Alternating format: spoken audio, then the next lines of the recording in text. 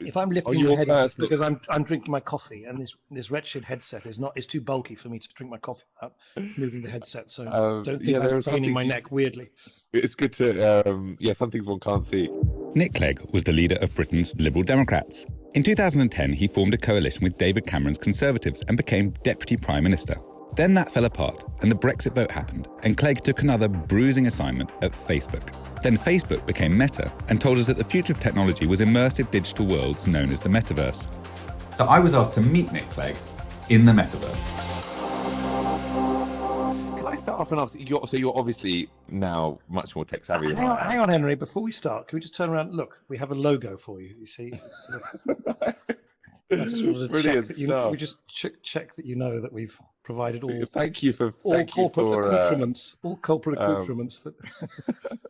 I mean, I think in your politics you had a sort of anti-establishment bent, and does the tech world fit into that? I think the British political establishment is in deep trouble. I think it's an unreformed set of institutions, which I think are really holding the country back.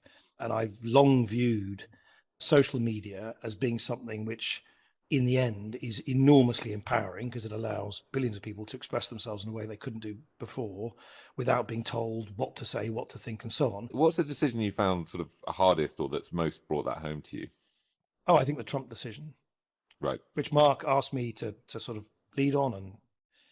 And I really, really wrestled with that because on the one hand, it seemed entirely clear to me that, what appeared on our platform in Trump's name transgressed some pretty basic principles. And there was a very strong case that he should no longer be, entitled to express himself on our platform. On the other hand, whatever you think of Donald Trump, he's the former president of the greatest democracy on the planet.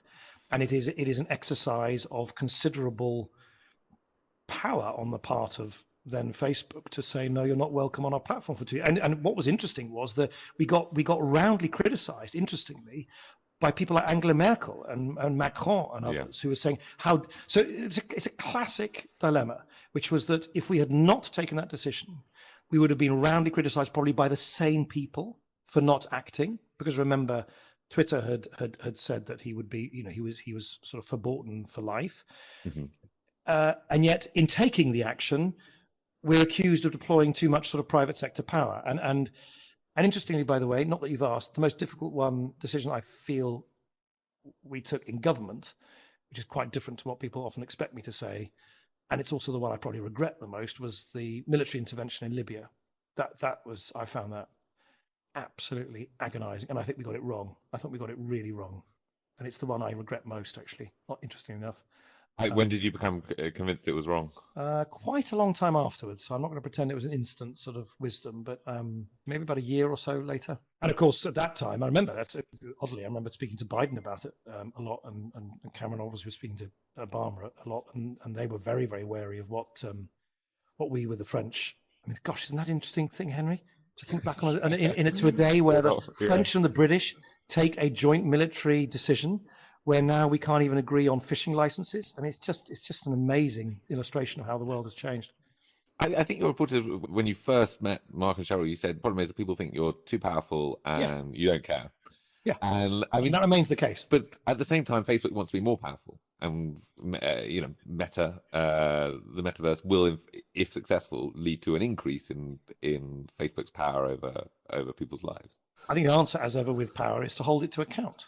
One of the things I would love us to do, and I think we will do this, and this is something that, I think many people in the company believes is right, is just give users much, much, much more control. So the power relationship between the platform and the user shifts much more to the latter. That's the first thing that you can do.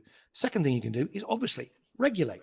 Put rules in place about elections, about privacy, about data portability, about content moderation. And then the third thing you need to do is just kind of is devolve things from decision makers in the company where you can, which is why I think the oversight board is so important.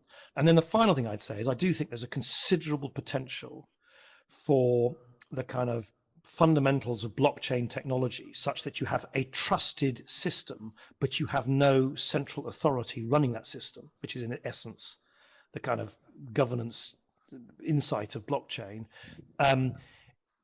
I wonder whether that's something actually you could start instilling in the metaverse. In other words, that you have in the metaverse forms of governance where precisely the company is not in control and is not peering like Big Brother over your shoulders. Do you have an idea of what safety looks like in the metaverse? I.e., will I be allowed to, in some kind of meta environment, walk over and sort of and push you and maybe slap you, or like I might do in a pub?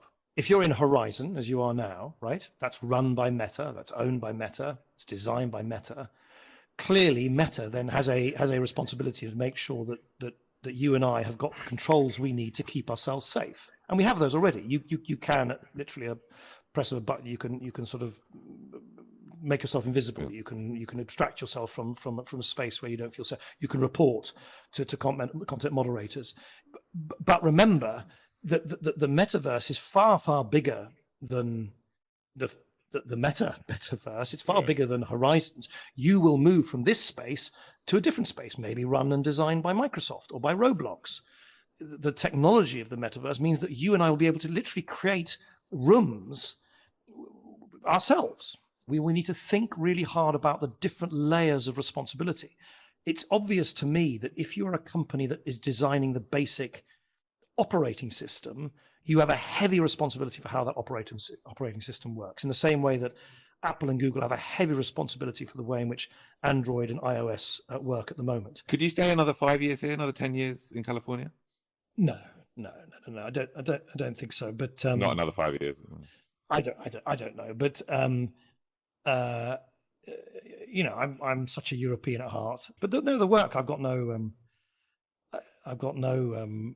sell by date in my head at all, not least because I actually think there's some really big things that I've been working on, particularly this whole new kind of generation of regulation that I want to see through. I want to see how this pans out. It fascinates me.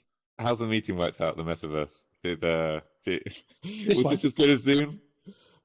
Well, you tell me, Henry. I mean, I run my team meetings every Monday morning here, and I like it because, I like it because I do feel I'm sitting next to you. How do you feel about it? I feel, I think, as you say, a very early, I don't know whether you use the word prototype, but rudimentary, as you say. Yeah. You can see what you're building towards, I think, right. on this. That's right. No, that's very well put. It's by no means the finished product. Look, we don't even have legs or feet.